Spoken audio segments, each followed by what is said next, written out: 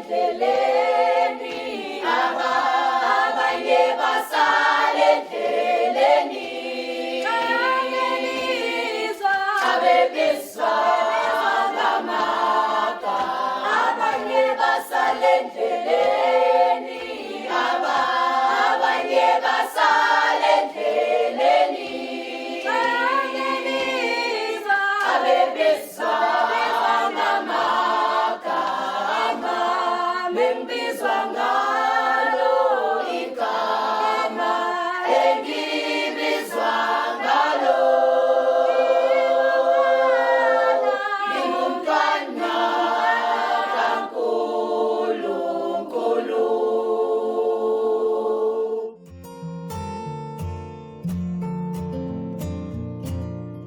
Sanibonani bangani? Maranatha. Yes, kuthi Maranatha kusho ukuthi inkosi yeza. Angithi silinda uJesu ukuthi abuye. Masithi Maranatha sisho ukuthi inkosi yeza. Kule nyanga ke sikhuluma ngemndeni. Sikhuluma about families.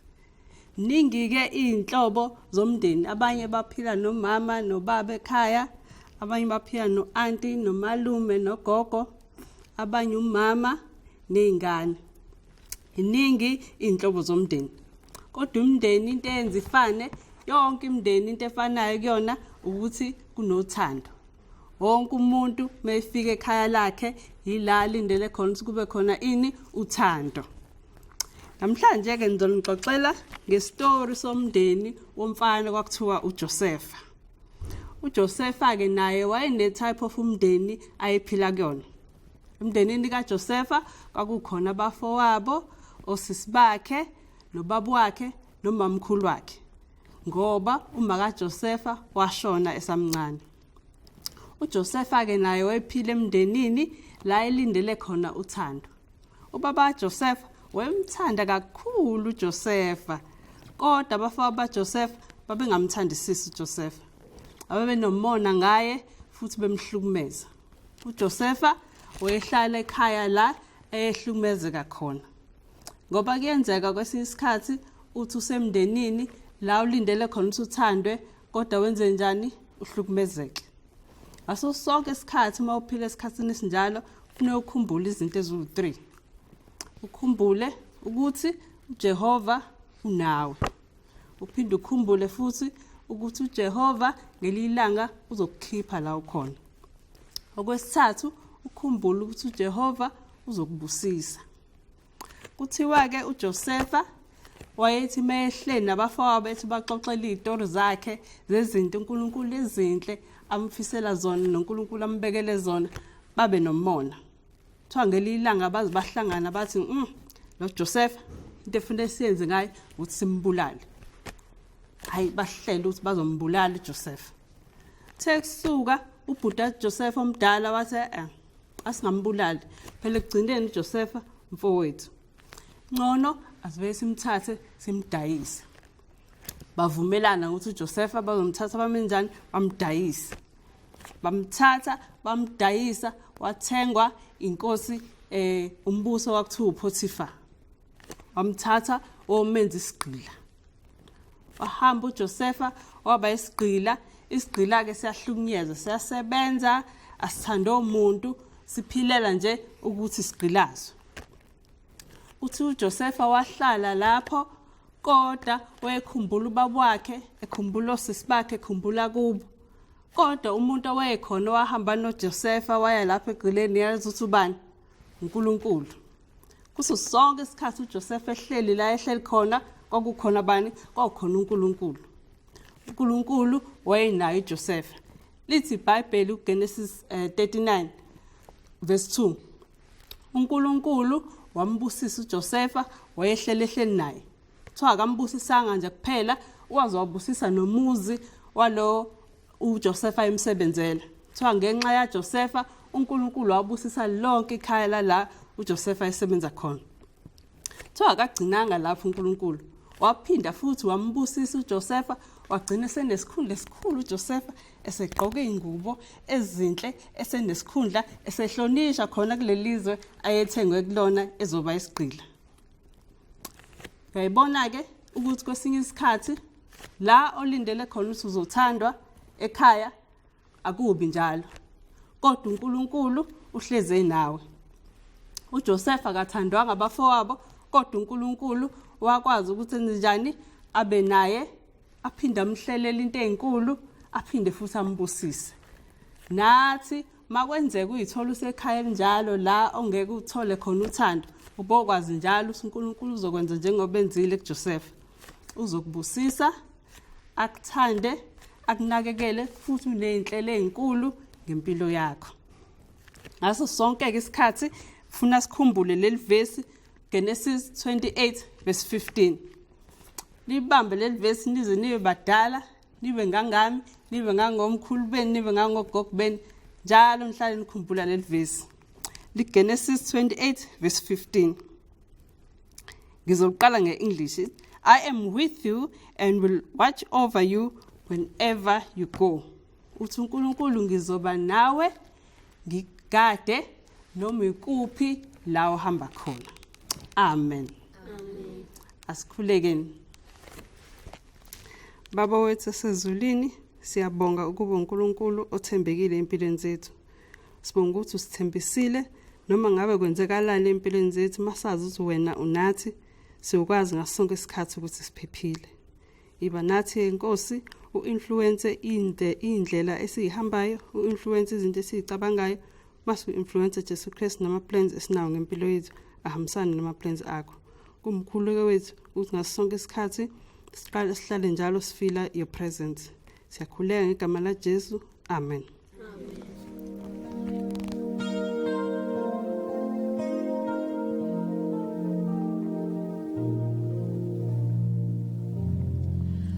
Like a woman at the well, I was seeking for things that could not satisfy. And then I heard my Savior speaking, draw from the well that never shall run dry.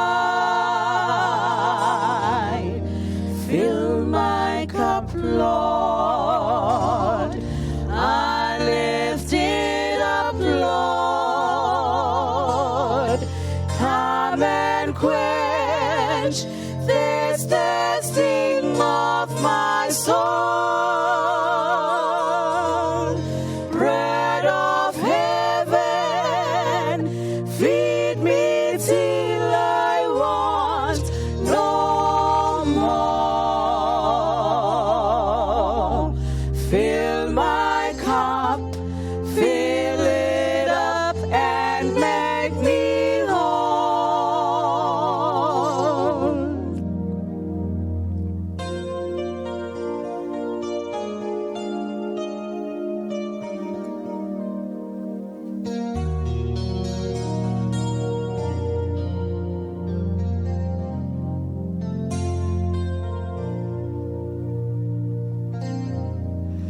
There are millions in this world who are seeking the pleasures earthly things afford, but none can match the wondrous treasures that are found in Jesus Christ my Lord. Fill my cup, Lord, I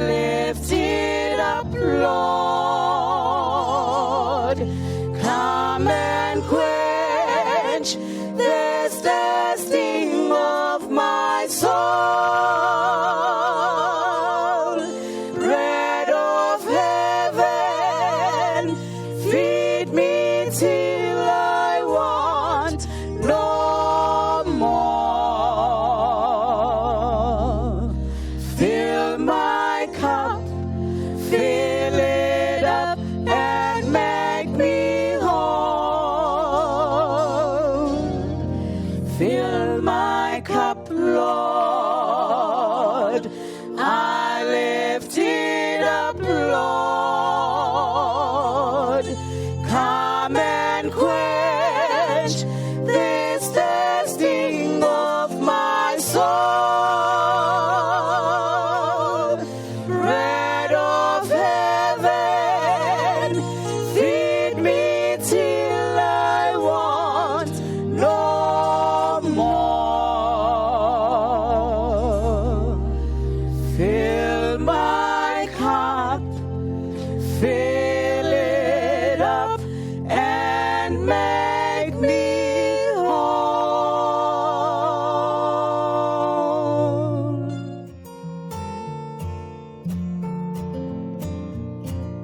Ngiyabingelela kakhulu iningizimu Afrika yonke izifunda zethu ezingu9 qala ngalesisakithi kwelikaMthaniya KwaZulu Natal ngibingelele iFree State ngifinyelele eGauteng kuMalanga eLimpopo North and ne West kanye neEastern Cape egameni elihle lenkosi yethu uJesu Kristu. Angibonge ke ihlobo zami ukuhlonishwa uNkulunkulu ngaleli thuba elihle kangaka lokuba ngizokhulumisana nesizwe sakhe umdali ngenkonzo engicabanga ukuthi izoba nohlonze ikakhulukazi kule nyanga yethu yamagugu nyanga yamandulo September phela.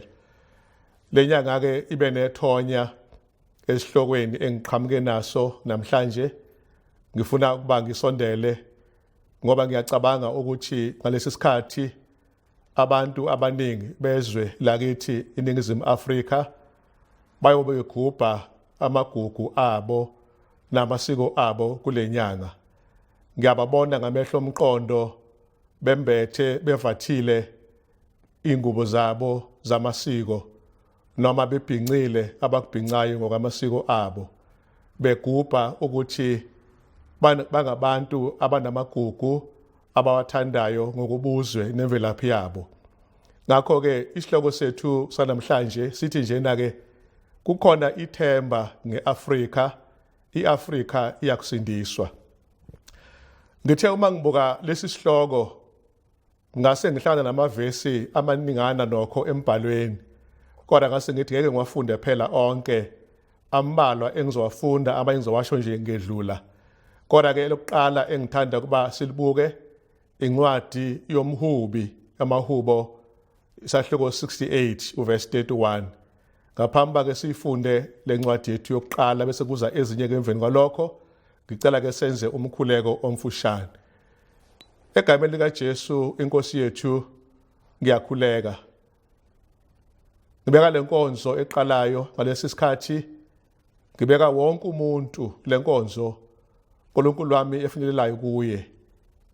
Ngibeka inkosi iningizimu Afrika esimeni uNkulunkulu sokuhlaseleka ngokufa okukhona njengamanje kweCovid-19 okubonakele kudala inkinga nomonakalo ohlukahlukeneyo. Ngikala ke inkosi nami uqobo ukuba inkosi ngisithele ngawe wena ongumsindisi wami bese inkosi ubuchopho bami buthunjwa izulu bese kuzothi uNkulunkulu amazwi omlomo wami nemcabango yenhliziyo yami kwamukela ke inkosi phambi kobuso bakho. Khuluma ngami ke inkosi ngokuthanda kwakho ngegama lika Jesu ngiyakhuleka kuze kube phakade. Amen. Njengoba ke bese ngishilo sizofunda uMahubo 68 uverse 31 ngizocela ukuba ke siyifunde le ndimana emaBhayibhelini ethu. Ifundeka kanje: izikhulu ziyakuvela eGibhithe, amakhushe ayakwalulela ngokusheshsha izandla zawo kuNkulunkulu. Enye yamavesi abaleke kakhulu eyabhalwa ngesikhathi sakudala kakhulu la sibona khona ithemba ngeAfrika esiphila kuyo. Umuntu angathuswa ukuzwa amazwe amabili kuphela abalwayo okuyilizwe laseGibhithe nelaseTopiya bese basengathi lawo nje kuphela umqondo wombhali akhuluma ngawo. Lento isitshela ukuthi nje iAfrika yonke iphela izosindiswa, likhona ithemba ngayo. Abantu baseAfrika akubona abantu nje bokulahlwa kodwa abangabantu bokusindiswa. Ngamanye amagama icebo likaNkulunkulu lensindiso elabakhona ezisekelweni zomhlaba libandakanya phakathi kwazo zonke izizwe ezikhona nelizwe lekazi lethu lase-Afrika. Ngitheke uma ngibuka le ndimana lena ngavakashela elinye lamabhayibheli engibusiswe ngalo okuthiwa igama lalo i-Andrews Study Bible elabhalwa ngo-2010, ikhasi lakhona ngu-723. Ngase ngibuka ukuthi bayichaza kanjani ama-scholars levesi ekumahubo 68 uverse 31. Nakhu-ke abachazile ngiyacaphuna. Bathi-ke ukuhamba kwevangeli kuzogcizelelwa amakhosi alethe izipho ethempelini, abantu baqhamuke eGibhithe naseTopiya noma eKhushe beze bavele bazokhonza uNkulunkulu weqiniso, amakhosi omhlaba ayohlanganyela engomeni edumisa uJehova. Nanko-ke lamazwi acashunwayo hlothandekayo enginethemba lokuthi umqondo wawo uyezwakala nakuwe njengoba nakuyami ingqondo ucaca uzwakala, ukuthi uNkulunkulu uthi amakhosi uqobo lwawo, abantu abakhulu abahloniphekile ezweni lase-Afrika bazophendukela kuNkulunkulu balethe izipho ethempelini lakhe bezomkhonza uJehova. Abantu babuye eAfrika yonke iphelele noma iphela baphendulele inhliziyo zabo kuJehova bamnikeze udumo bazokhonza uNkulunkulu ophilayo. Ngakho-ke ngiyathanda ukusho ukuthi iAfrika iyakusindiswa, likhona ithemba ngeAfrika. Ma-Afrika othandekayo, nawe ungasindiswa, nami futhi ngingasindiswa ngomusa kaNkulunkulu kuphela ngevangeli likaJesu yena yedwa okuyena kuphela ogama lakhe anakulinganiso liphakeme kunamanye amagama. Ogama kuphela likaJesu Kristu onke amadolo ayaguqa, ilimi zonke zivume ukuthi uJesu uyinkosi. Leli gama elilodwa kuphela esinike lona ebantwini uba singasindiswa ngalo, igama elinamandla umuntu ubalekela kulona ngoba lombhoshongo namandla aphephe noma ke alondeke. Ngakho-ke ngifuna ukusho namhlanje ukuthi iAfrika inethemba ngendlela eyisimangaliso. Ngithe uma ngihlola iBhayibheli lami ngabheka nababhali okuthiwa bangama-scholars ifundiswa ngokuhlukana kwazo, ngathola ukuthi iBhayibheli lilonke linengongoma eyodwa eyona ebalekile esingathi is a central theme yeBhayibheli lonke as a whole. Leyo ngongoma leyo igama layo usindiso. Lethe mangibuka ngathola ukuthi uNkulunkulu wethu inhloso yokudala iAfrika nomhlaba wonke ukuthi abantu basindiswe beze kumazini uNkulunkulu, balazi iqiniso lakhe, bakhole nguye, bangabhubhi kodwa basindiswe. Ngathola futhi ukuthi iAfrika lena ikhona njengoba selishilo ngaphambilini ecebeni kaNkulunkulu lokusindiswa. Ngamanye amagama, within the plan of salvation there is Africa in the mind of God. Uma ecabanga ngomhlaba wonke owenzileyo, kodwa uNkulunkulu ucabangile ngeAfrika, wayihlonipha ngendlela engazange ibonakale ukuthi bonke abantu abaphile eAfrika nabo bangasindiswa. Insindiswa kuyona kuphela eyabantu base-Europe, e-Asia namanye amazwe namakontinenti akhona emhlabeni, kodwa iAfrika nayo ikhona ecebeni kaNkulunkulu, nayo ingasindiswa. Kukhona ithemba ngeAfrika. Ngithe uma ngivakasha kwabanye ababhali ngafunda indaba ebhalwa nguJohn Mbithi. Uma ekhuluma engenisa inkulumeni yakhe ethi African Religions and Philosophy, uthi Africans are notoriously religious. Uyazi ngamanye amazwi lawa, lesi skola sase-Afrika esawabuka sawabona ukuthi ake siwacabange engqondweni uNkulunkulu wamupha ubuhlakani bokuba acrafte lamazwi amahle kangaka. uJohn Mbiti wayesewashicilela kuba wonke umuntu waseAfrika nomhlaba uphela awafunde, uba siqaphele ukuthi ngendlela uNkulunkulu amhle ngaye eAfrika, iAfrika ngabantu abanokukholwa ngendlela engazange ize ibonakale. Hamba nami zokuchaza lekho ngichaza ukuthini mangithi iAfrika inokukholwa. Ukuthi okunye ukukholwa kweAfrika naqobo la ayikubonanga ayikwazi. Kodwa mangikhuluma namhlanje ubona ukuthi lokho bekukukholwa. Nanxa besingazi thina amaAfrika ukuthi kukukholwa. Bathandekayo enkosini, amaAfrika athandekayo, asahambe siqhubekele phambili. Siyibuke le ndaba emnandi kangaka. Uma iqhubeka uJohn Mbiti uthi yonke impilo yomAfrika inokuthintana nenkolo. Uthi inkolo ithinta yonke impilo yomuntu waseAfrika, ngamanye amagama kusukela ekhanda phezulu kuye phansi enyaweni. Uma uthinta umuntu waseAfrika uthinta inkolo. Ngokusho ke kwababa lapha uJohn Mbiti, ngiyaphinda amagama akhe, Africans are notoriously religious. Damazwi ke lawa lo baba awashoyo. Xa ngiphawula nje kafishane kulokho, ngiyathola ukuthi izwe lakithi eZululand lapho siphila khona sinengonyama yakithi kwaZulu, inkosi esiyaziyo ebusayo engumKristu, inhliziyo yayo emthanda kakhulu uNkulunkulu. Sinobukhosi bakwaZulu la sithola khona abantwana basendlunkulu, nendlunkulu uqobo lwayo ithanda uNkulunkulu ngoba kunethemba ngeAfrika, iAfrika iyakusindiswa.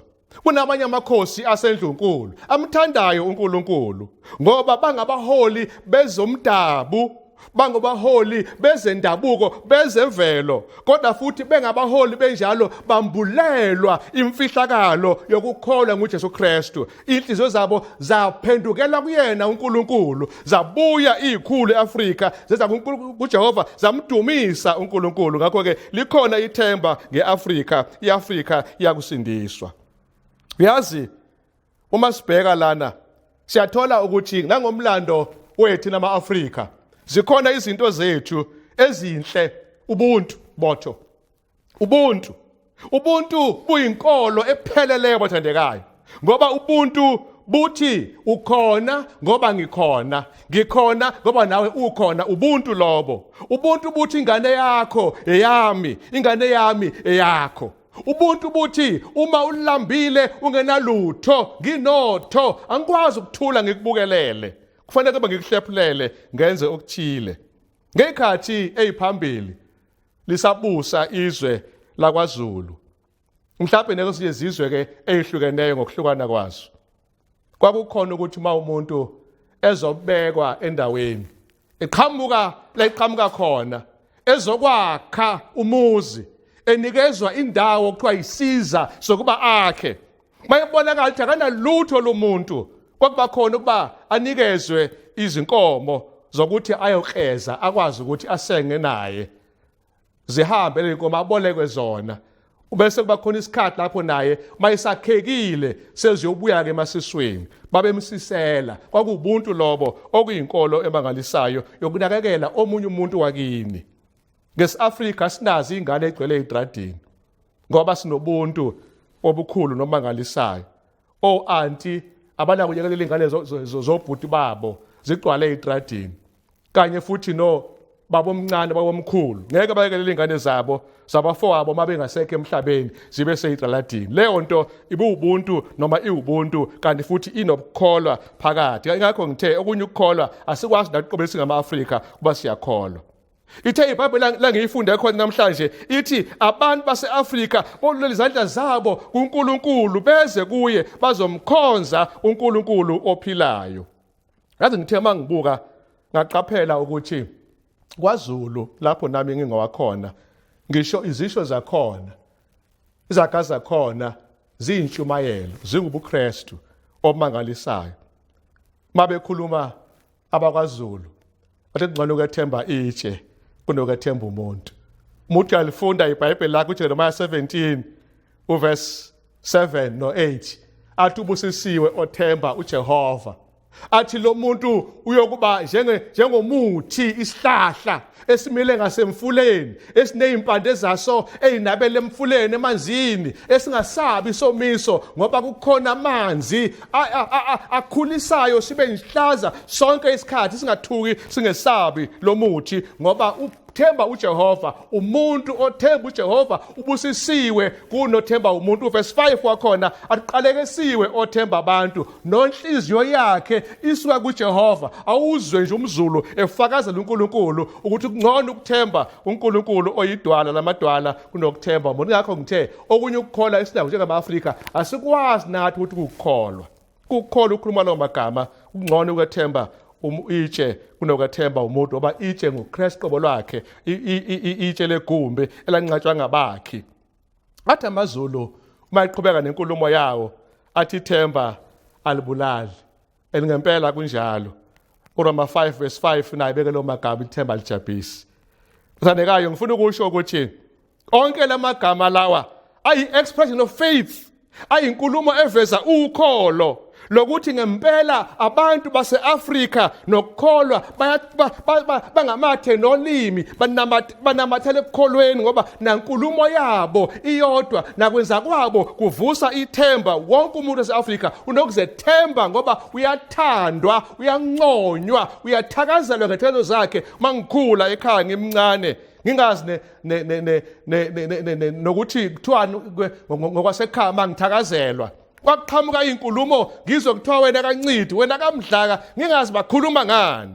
Kanti bangibiza ngethelo zasekhaya engathi mase ngikhule ngabona ukuthi kwakukungihlonipha nanxa ngangemncane ngoba eAfrika umuntu omdala uhlonipha umuntu omncane nomuntu omncane ahlonipha umuntu omdala. Ukuphathana kwaba kukho eAfrika. Amakhosikazi nabantu besifazane baphathwa kahle eAfrika, nabo bayiphathe kahle bahloniphe abafowabo, abayeni babo nabo bonke abanye abaphilayo emhlabeni ngoba ngesi-Afrika simumethe inhlonipho nokuthandana. Ngesi-Afrika asehlukani, idivorce asinayo uma sesishadile. Onke lawo magama lawo akhombisa ukuthi iAfrika kunethemba ngayo. Hamba nami umahlabela phambili.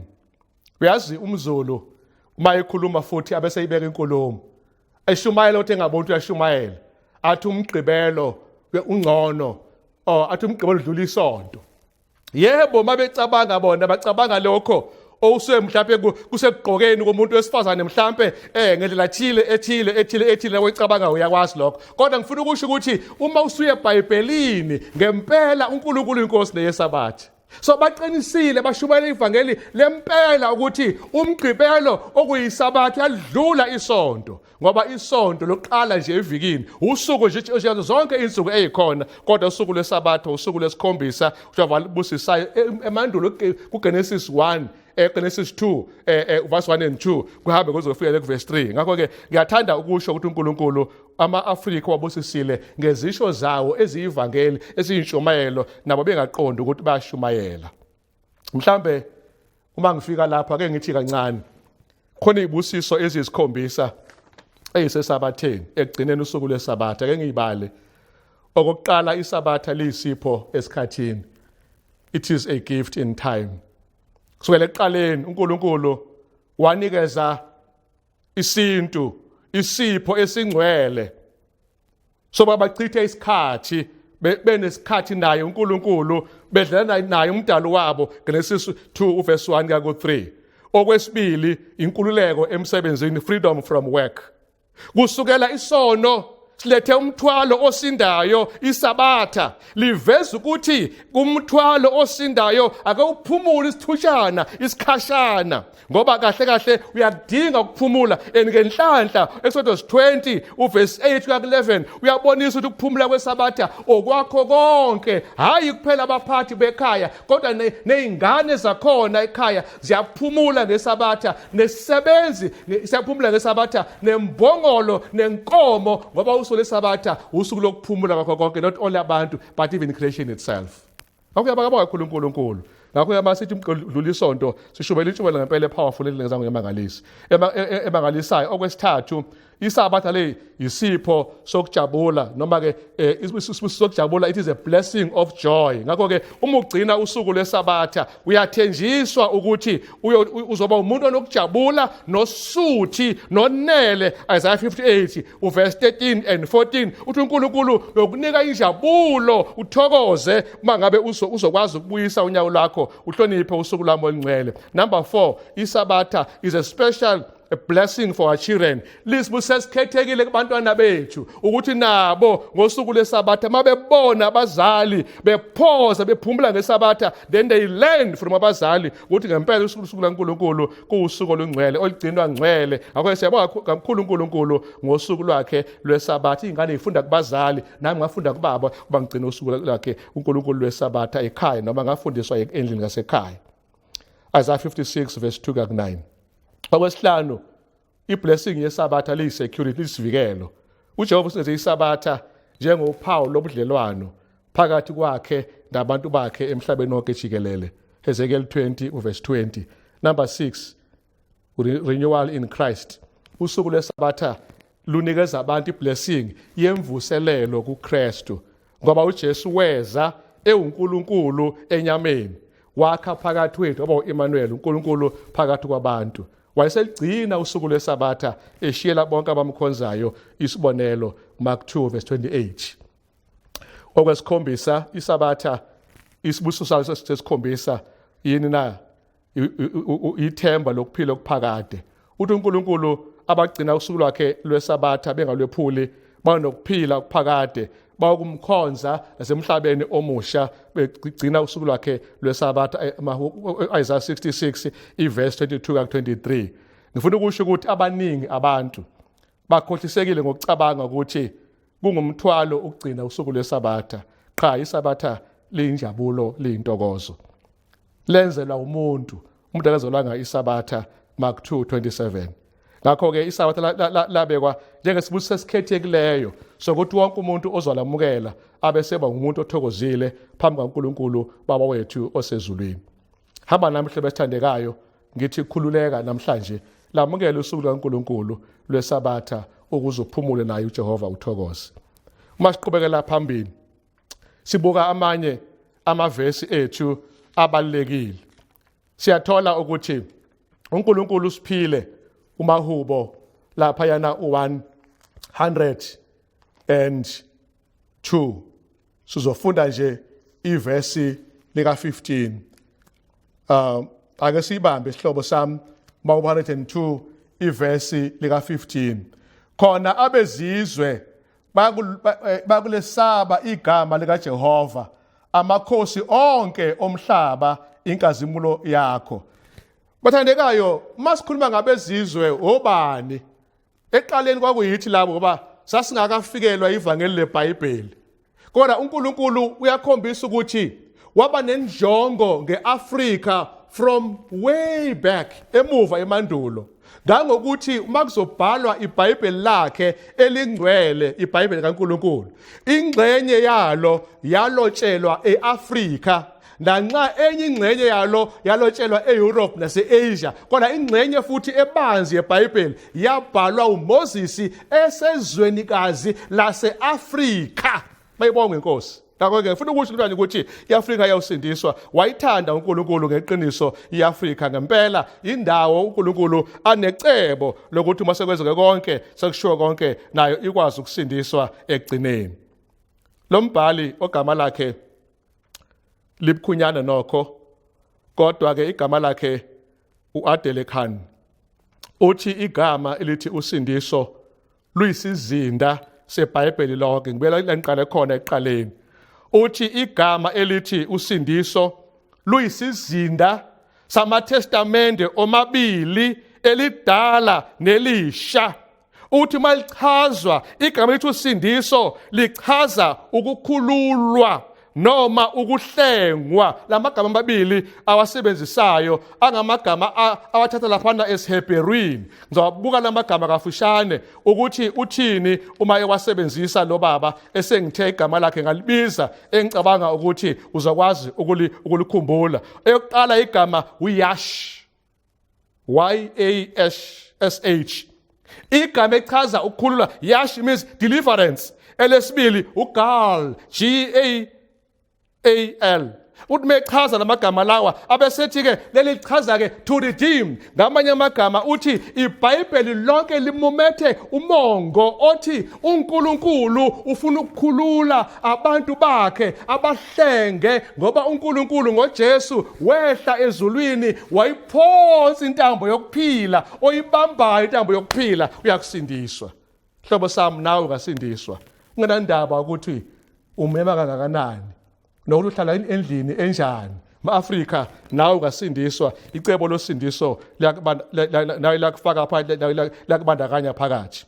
Umama Ellen G. White encwadini i-Prophets and Kings ikhasi 368 386 angilungisele ndawana leyo uthi ama-Israyeli ikhathi eyiningi ahluleka noma wazangaqonde ukuthi uNkulunkulu wayehloseni ngabantu abangakholwa ababezungeze uIsrayeli bakhohlwa ukuthi yileyo nhloso uIsrayeli enziwa isizwe esihlukile nesiyimele ngoba uJehova wayefuna ngaye uIsrayeli ukuthi ashumayele kubaqedeni udumo lukaJehova. Namhlanje sibona ibandla likhona emphakathini lihlalele nje ibandla alinake lutho kanti ibandla lingumgudu wokusindiswa kwabantu. Masishumayele bathandekayo ukuze abantu base-Afrika basindiswe. uNkulunkulu uyafuna ukusisindisa ngomsa wakhe omangalisayo. uNkulunkulu usindiso lwethu uyasikhipha ekufeni nasebumnyameni obesabekayo. Hlobo sami iAfrika iyakusindiswa. Hamba nami siyibambe indaba iye phambili. Uma ngiqhubeka nje kafushane ake ngibuke irole yomAfrika eBhayibhelini elidala, Testament elidala. Okokuqala sibona indoda egama layo linguJethro. Okokuqala ekwenzayo umamukela uMoses imnike ikhaya ngoba eAfrika isihambi sinikwa ikhaya asilali sidliwe izinja nezimpisi eminyango likhona ikhaya. Simbona uJethro enza uAfrika obukholwa ngokunikeza uMoses ikhaya waganwa ke khona ekhaya uMoses but egcina kosuku simbona futhi uJethro eluleka uMoses ngobuholi nokuphatha ama-Israyeli ngendlela efanelekile. Ama-Afrika mahle ekuphatheni. They are good in administration. Uma sicabanga indaba kabani yalo babe ngikhuluma ngaye esithi uJethro. Asasame siye phambili. Kukhona omunye futhi esimbonayo eneqhaza elikhulu. Ngenkathi kaJeremiah umprofeti uEbed-Meleki waseTopiya uyena owarescue impilo yakhe wathi Jeremiah ufuna ukuphuma lapha emgodini wakhuza inkosi elahle uJeremiah emgodini uJehova akayithandi lento waphuma wamsindisa lapho umuntu kaNkulunkulu waseAfrika wambonga uJeremiah uma sekufika isikhathi Jeremiah isahloko 38 7 10 12 39 and 16 no 39 verse 15 ku 18 lawo mavesi just ukunikeza ubufakazi balento engiyishoyo. Ake sihambe ke size kuTestament Elisha sibona uNkulunkulu ezuza into yaseTopiya kudala even before kufika ama-missionaries ivangeli laselikhona eAfrika. Nangu umuntu oPiya ethola ivangeli kaNkulunkulu ebhajadiswa lapha kuzenzo bani uzenzo 8. Hamba nami siye phambili sibuke yonke lento isicacisela uNkulunkulu unenhloso ngathi. Asiqhubekeni kuMakubo 1:2 uverse 18 kuya ku22 ithi ke lapha ke lokhu kuyakulotshelwa izizukulwane ezizayo noma isizayo abantu abayakudalwa bayakudumisa uJehova. Qaphela even before sibe khona lithe njengeAfrika babe khona izingane zethu kulotshiwe eBhayibhelini elingcwele elalotshwa kudala ukuze abazozalwa babe khona balifunde badumisa uNkulunkulu bese besindiswa ngoba ngokufunda iBhayibheli ukhonza inkosi uJehova noma kanjani uyawusindiswa. Hamba nami uverse 19 wakhona abesithi ngokuba ubheke phansi esekuphakameni kwakhe okungcwele wabuka umhlaba esezulwini uJehova esezulwini lakhe amehla akhe abheke phansi eAfrika bonke abantu abambonayo nabambhekayo bangasindiswa babona ubungcwele bukaJehova bamdumise. Uthi verse 20 ukuba ezwe ukububula kwesiboshwa akhulule abantwana bokufa. Wathandekayo, thina besiziboshwa zokungazi, siziboshwa zokungakholwa, siziboshwa zobuhedeni. Wasinika ulwazi uNkulunkulu lencwadi yakhe engcwele, ongamazwi akhe aphilileyo, abukhali, adlula inkembe esikade ngokuthi zonke, izwi elinesanda elichoboza itshe, izwi njengomlilo oshisayo elimiphakade. Uma ulifunda ngeqiniso uyakulithola likubusisa, bese nawe uyasindiswa. uNkulunkulu uma ebheka ephezulu ezulwini, wabuka phansi wabona abantu beziboshwa, wathi angibasindise bengenathemba. Uverse 21, ukuze kumenyezelwe eSiyoni igama likaJehova nodumo lwakhe eJerusalem. Verse 22 ecela ngaye, nxa izizwe zibuthana ndawonye kanye nemibuso eyakumkhoza uJehova. Ekugcineni izizwe zonke ziyawubuthana ndawonye zizomkhonza uJehova. Nawe eAfrika omncinyane uyobe ukhona ngaleso sikhathi leso. Makabongwe uNkulunkulu wethu osekhaya ezulwini. Sengizophetha hlobo sami, ngifuna ukusho ukuthi iAfrika ibe neqhaza elihle nakwiTestamente elisha. Mawufunda uMark 1, uMark 15 verse 21 eqinisweni, noRoma 16 verse 13, uthola ukuthi indoda yaseSirene, uSimon, bayiphoqa ukuba ithalele uJesu isiphambano sakhe, ubaba kaRufus kanye noAlexandra. Ithi wajabula lo baba uma ethwesa isiphambano sikaJesu Kristu, ukhuni olunzima kuthiwa idogwood olusindayo, ngalibona mangilapha eJerusalem, bangikhombisa ukhuni ngempela, noma ulubuka lunesigqi lukhulu luyasinda. Wakufuneka umntu yaseAfrika eneyikhwepha enamandla yamsiza uJesu Kristu, ngoba ama-Afrika aneqhaza ekusindisweni kwelizwe lonke. Hayi kuphela lo baba waseSirene nje kuphela, nabafana bakhe nonina. Athi uPawuli kuRoma 16 verse 13 uthi ungumame nakimi uthi nikhoze kuRufus othandekayo enkosini. Abantu baseAfrika laba amaJuda akhonza nabo ngalezo zikhathi eziphambili, ngoba kwabonakala ukuthi uNkulunkulu iAfrika uyayithanda. Hlobo sami, uma ngiphetha ke inkulumo yami, ngiphetha ngalamazwi ambalwa kakhulu uthi ohlangothini lwe-Adventist Men's Ministries sicela sibuyise uAfrika bokuhlonipha omama nabantwana bethu babantombazana.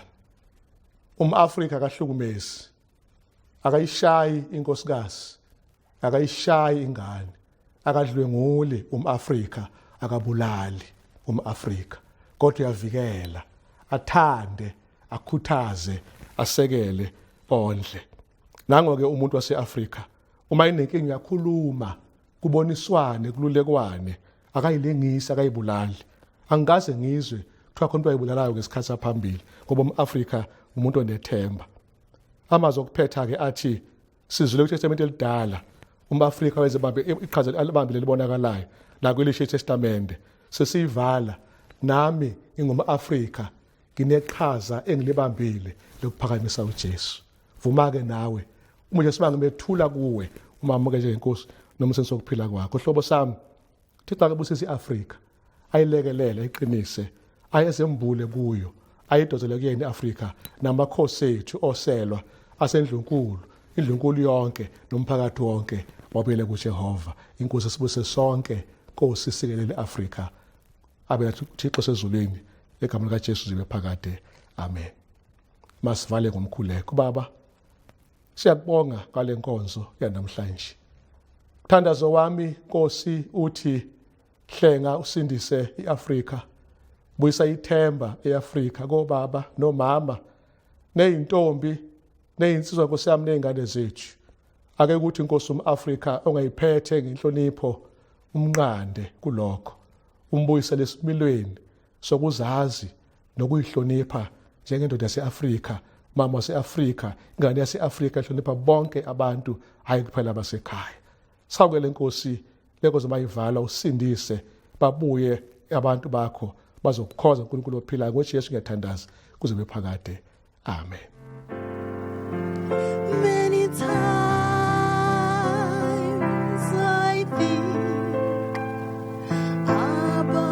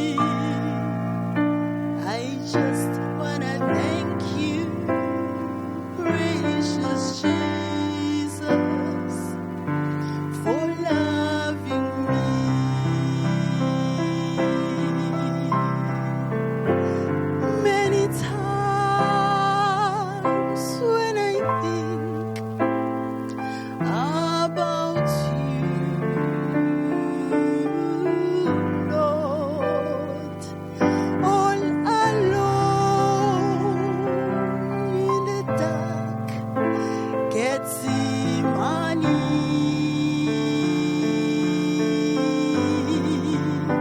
You could have turned and walked away from this way,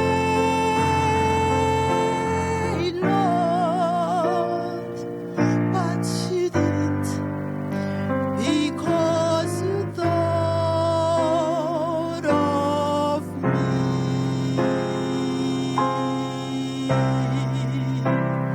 Precious Jesus, I wanna thank you for taking my place at Calvary.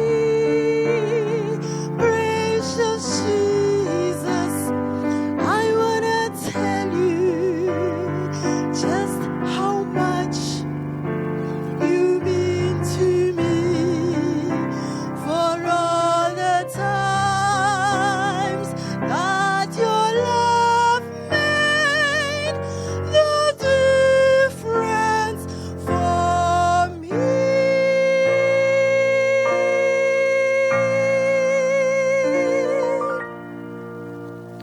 I just wanna thank you, precious